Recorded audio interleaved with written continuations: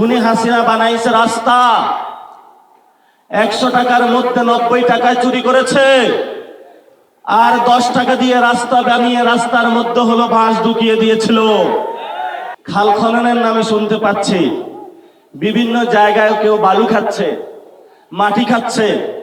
খাল খনন তো দূরের কথা, খালগুলো খেয়ে ফেলতেছে তারা।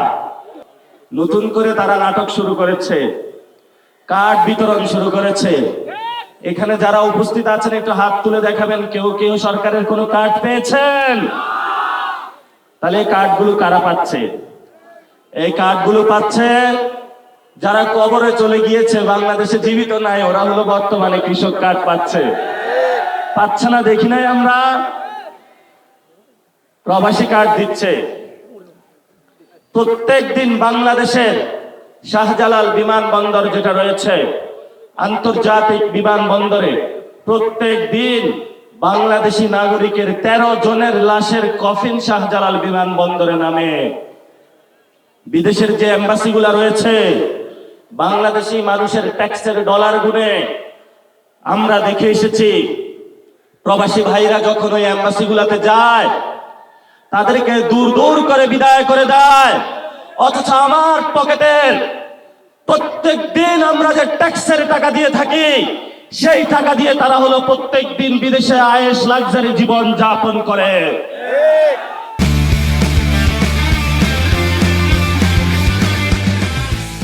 আমাদেরকে প্রত্যেক দিন বোঝানো হচ্ছে যে বাংলাদেশে আমরা নতুন ভাবে উন্নয়নের ছোঁয়া নিয়ে এসেছি। উন্নয়নের যে ট্রেন, সেই ট্রেন খুনি সন্ত্রাসী হাসিনা চালু করে দিয়ে গিয়েছিল। খুনি হাসিনা বানাইছে রাস্তা, 100 টাকার মধ্যে 90 টাকায় চুরি করেছে, আর 10 টাকা দিয়ে রাস্তা বানিয়ে রাস্তার মধ্যে হলো বাঁশ ঢুকিয়ে দিয়েছিল। এখন নতুন করে শেখ হাসিনার রাস্তা বানানোর কপি করে নতুন কর্মসূচি নিয়ে এসেছে, খাল খনন কর্মসূচি। নদীতে হলো পানি নাই, আরেকজন হলো খাল খনন করতেছে।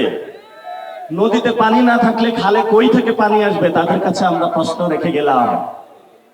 খাল খননের নামে শুনতে পাচ্ছি বিভিন্ন জায়গায় কেউ বালু খাচ্ছে, মাটি খাচ্ছে। খাল খনন তো দূরের কথা, খালগুলো খেয়ে ফেলতেছে তারা। এখন এই খাল খনন কর্মসূচি তো জিয়াউর রহমান চালু করেছিলেন। বাপের যে পিআর ক্যাম্পেইন, সেটা আবার এই সন্তান চালু করেছে।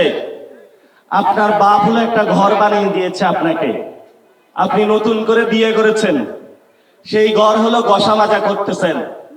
এলাকাবাসী জিজ্ঞেস করে যে বাপ তো তোমাকে ঘর দিয়ে গিয়েছে, তুমি কি উন্নয়ন করতেছ?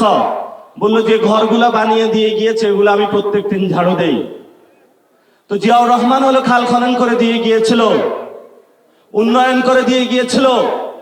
আমরা আশা করেছিলাম তারেক রহমান থেকে নতুন কোনো কিছু পাবো, বাপের পরম্পরা পেয়েছি, কিন্তু আমরা কোনো নতুন কিছু পাইনি। কৃষি কার্ড বিতরণ, প্রবাসী কার্ড বিতরণ, এই কার্ডগুলো কিন্তু বাংলাদেশে অলরেডি আছে।